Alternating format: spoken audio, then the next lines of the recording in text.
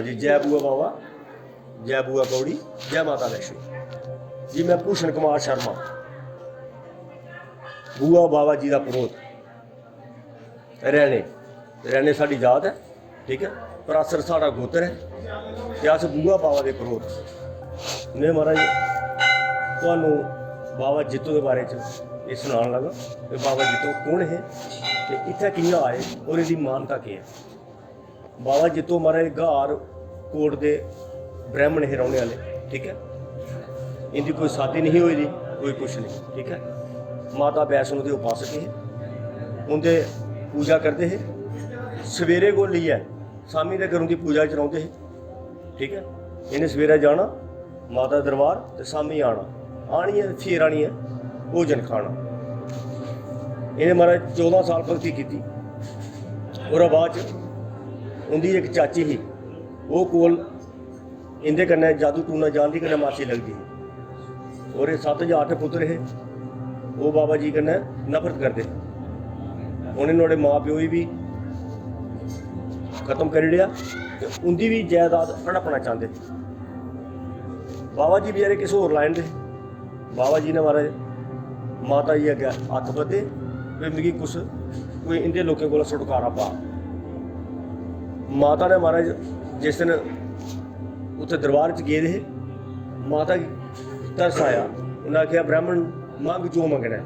उन्हें आख्या महाराज मिगी 2 चीज़ां चाहिदियां, ठीक है। उन्हें आख्या एक घर कोट च पानी चाहिदा ते तुंदी जी एक बाल कन्या चाहिदी। माता महाराज परेशान होई कि पानी तो मैं तुझी दे ओड़गी, तुझी बाल कन्या कुत्थों देओगे। बाबा जी माता आखी ते बैठी। माता जी ने आख्या ठीक है मुझे मंजूर है मिगी, ठीक है। बाबा जी जिसलै उत्थों आन लगे उनके पिछे पिछे ना पानी की धारा घार तक पुज्जी। जिथे थल्ले आए सरोवर बनी। बाबा जी जिसलै स्नान लगे करन, उत्थे महाराज कमल का फुल आया, एक छोटी जी बच्ची कमल के फुल उपर महाराज जिसलै बाबा जी ने चलोबी पानी च लाई उनके सिर के उपर आई। उन्हें चुकया, देखा बेटी ली आए घर। उन्हें आख्या हूँ इन्हें पालना है। वो लगी पे फिर पालने में उनेंगी। फिर वो बेचारा पालै जा माता का उत्थे दरबार च जा। माता ने उसी राती कोई सुते दे कोई दिता चमत्कार कि बाबा हूँ तू इत्थों निकल। उत्थों बाबा जी आए, बाबे तला आया, ठीक है। सामे चक कोल बाबे तला अज भी मशहूर है।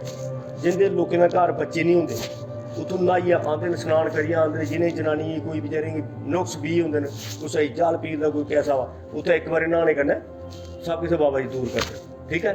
उत्थों न्हाइयै इत्थों आनियै साढ़े कोला प्रसाद लैंदे न ते महाराज इत्थों इंदियां मंगां पूरियां होंदियां ते लोग महाराज इत्थै आंदे न। बाबा जी इत्थै आइयै उत्थों उ'नें दिक्खेआ में हून खाना केह् है। ओह् महाराज इस जगह दे चिड़ी जंगल हा, राजा कोल गे, राजा विधि सिंह कोल गे। उन्हें महाराज उन्हें आख्या कि महाराज मिगी कोई थोड़ी जी जमीन दिओ, जेह्ड़ा मैं कोई जमींदार हाँ, मैं कोई अपना बच्चे पालने वास्ते मेरी धी है। उन्हें आख्या ठीक है चल तू दिन्ने जगह। आइए उन्हें जंगल दस्सेआ बाबा जी की। इन्हें ब्राह्मण ने कुत्थों कुत्थें लेना जंगल, ठीक है। देवड़े जंगल। उन्हें आख्या महाराज ये जगह ये जिथे अज मैं खुड़ते दा। बाबा जी ने उन्हें आख्या महाराज मिगी मंजूर है। उन्हें आख्या महाराज दसो हिस्सा केह् लैके। उन्हें आख्या 3 हिस्से जेह्ड़े न बाबा तेरे ते चौथा हिस्सा साढ़ा, ठीक है। बाबा जी महाराज इत्थै आए। बाबा जी ने आनियै ना राती मत्था टेकिया। सारे देवते 33 करोड़ देवते आइए, राजा मंडली, बाबा काली वीर, बाबा सुरगल जो भी है सब आइए। आनियै उन्हें महाराज आनियै सारा जंगल राती गी साफ करी लिया। सवेरे जिसलै दिक्खेआ ते महाराज जमीन पद्धरी। बाबा जी ने अपने हल बनाई, पंजाली लंगर लैते, जो भी है जोग जमीन पाई ते कणक कराई। महाराज जिसलै कणक कराई ते कणक होई सारी दुनिया दिक्खन आवे। महाराज लालची होई गेआ बाबा, वो अपने राजा। उन्हें आख्या ये ते बड़ा मजा है, आपे इसी कोई होर जगह दिन्ने, आपे होर बनांदा जी है। पर उसी केह् पता हा कि यानी कि जेह्ड़ी मैं कम्म लाना करन ये ते अदूं सारी दुनिया बिच इंदा नाम बनना है, ठीक है। महाराज ढेर लगा कणका दा। राजा ने आख्या पाई ओड़ो बोरियां, भर लो सारियां। राजा ने हत्थ बद्धे भी जेह्ड़ा तूं हिस्सा कीते दा मेरे कन्नै, 3 हिस्से मेरे ते चौथा तेरा, तू लै। उन्हें आख्या नहीं मेरी मारा खंदी। उन्हें बाबा गी मारना शुरू करी ओड़ेआ, ठीक है। बाबा ने खुद अपना खंजर लैता बोरियां सारियां पाड़ियां, ठीक है, ढेर लाया ते आपू बलिदान करी लिया अपने आप को। जिसलै वो बलिदान करी लिया, उत्थे कुड़ी रौंदी ही बाबे तलाऽ, ठीक है, चंबा ला दा हा बेड़े, चंबा कलवाई आ। उन्हें जिसलै दिक्खेआ भी चंबा कलवाई आ, मेरे बापू पर कोई आफत आई है, महाराज उत्थूं दा वो बेचारी रोंदी टलटैंदी आई, 7-8 साल की बच्ची। रस्ते बिच जिसलै बेचारी आवे, पुच्छे लोकें गी मेरा बाबा कुत्थै, मेरा बाबा कुत्थै। जिसलै अग्गें दिक्खेआ बाबा मेरा उत्थै बलिदान देई ओड़ेआ उन्नै भी महाराज ओह्दे कन्नै उत्थै अपना बलिदान देई ओड़ेआ, ठीक है। वो जिसलै ब्लड वो पूरा महाराज कनक उप्परें जिसलै निकलेआ, थल्ले गया, उद्धरा बरखा तूफान आया, वो पता नहीं कनक कुत्थै पाकिस्तान तक चली गेई।